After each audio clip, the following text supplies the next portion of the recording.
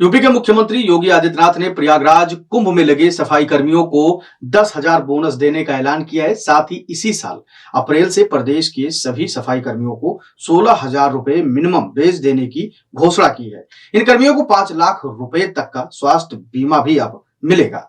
माना जा रहा है कि यह एक ऐसा दांव है जो सही अगर पड़ गया तो बीजेपी को 2027 विधानसभा चुनाव में जीत की गारंटी दे सकता है।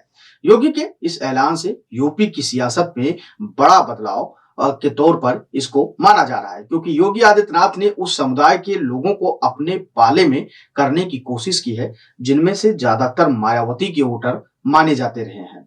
2027 के चुनाव में ये बीजेपी के लिए बड़ा वोट बैंक साबित हो सकता है। इसके अगले चुनाव जीतने का अखिलेश यादव के एक बार फिर से सपनों पर पानी भी फिर सकता है। महाकुंभ मेले के दौरान राज्य सरकार ने 10,000 से ज्यादा सफाई कर्मियों को तैनात किया था। इतना ही नहीं, एक स्वच्छता अभियान चलाया गया था कुंभ में, जिसमें लगभग 15,000 सफाई कर्मी शामिल हुए थे, जो एक गिनीज वर्ल्ड रिकॉर्ड बन गया है। यूपी में अधिकतर सफाई कर्मचारी अनुसूचित जातियों यानी एससी से जुड़े हुए हैं। इनमें से बड़ी संख्या में वाल्मीकि समुदाय से आने वाले सफाई कर्मियां शामिल हैं। इनके अलावा धानुक, मेघवाल, कोरी, जाटव समुदाय से भी बड़ी संख्या में सफाई कर्मी आते हैं। सरकारी नौकरियों में आरक्षण होने के बावजूद सफाई कर्मी पदों पर वाल्मीकि समुदाय की हिस्सेदारी सबसे अधिक अभी तक बनी हुई है। अब सवाल उठता है कि आखिर क्यों माना जा रहा है योगी आदित्यनाथ का ये बड़ा दांव। तो बता दें कि यूपी की कुल आबादी में 20.7% अनुसूचित जातियां हैं, यानी कि एससी हैं। 2011 की जनगणना के अनुसार इनकी संख्या लगभग 4.14 करोड़ है। इनमें धोबी लगभग 24.33 लाख, कोरी लगभग 22.94 लाख, वाल्मीकि करीब 13.19 लाख, खटिक लगभग 9.30 लाख और धानुक लगभग 6.51 लाख हैं। ये आंकड़े 2011 की जनगणना पर आधारित है। इनकी संख्या में और भी इजाफा अब तक हुआ होगा। पूर्व से लेकर पश्चिम तक हर विधानसभा सीट पर इनकी अच्छी खासी संख्या है, जो जीत हार तय कर सकते हैं विधानसभा के चुनाव में। एक रिपोर्ट के अनुसार सोनभद्र में एससी की आबादी सबसे ज्यादा 41.92% है, कौशाम्बी में 36.10%, सीतापुर में 31.87%, हरदोई में 31.36% और उन्नाव में 30.64% तक है। यानी ये लोग इन जिलों में किसी भी पार्टी की जीत में बड़ी भूमिका निभा सकते हैं।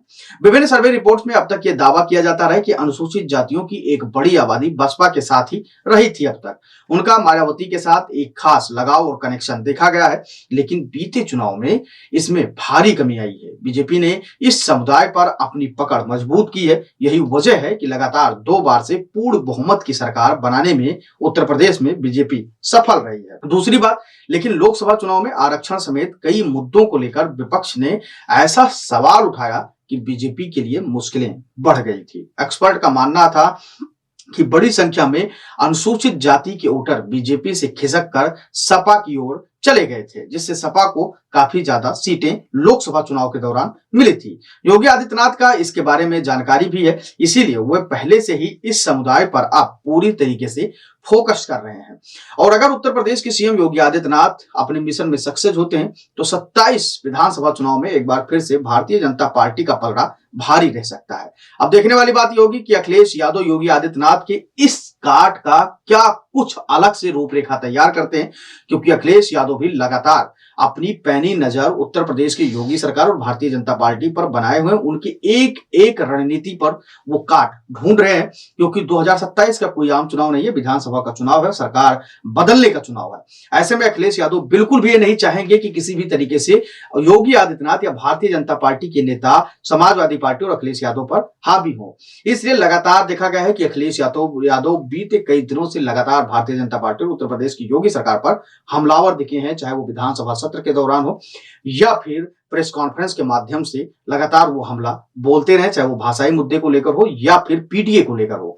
अगर पीडीए कहीं अखिलेश यादव के अंदर से खिसका तो सीधा सीधा लाभ इसको भारतीय जनता पार्टी को मिलने वाला है। अब देखने वाली बात यह होगी कि इसका काट अखिलेश यादव क्या कुछ ढूंढते हैं। वैसे आपकी क्या राय है कि उत्तर जो अनुसूचित जाति एससी एसटी के लोग हैं, ओबीसी लोग हैं, उनको किसके साथ जाना चाहिए, अखिलेश यादव के साथ या फिर उत्तर प्रदेश के सीएम योगी आदित्यनाथ के साथ? आप अपनी राय हमें कमेंट सेक्शन में जरूर दीजिएगा और बताइए कि इस बार 27 के चुनाव में कौन किस पर भारी रहने वाला है। धन्यवाद।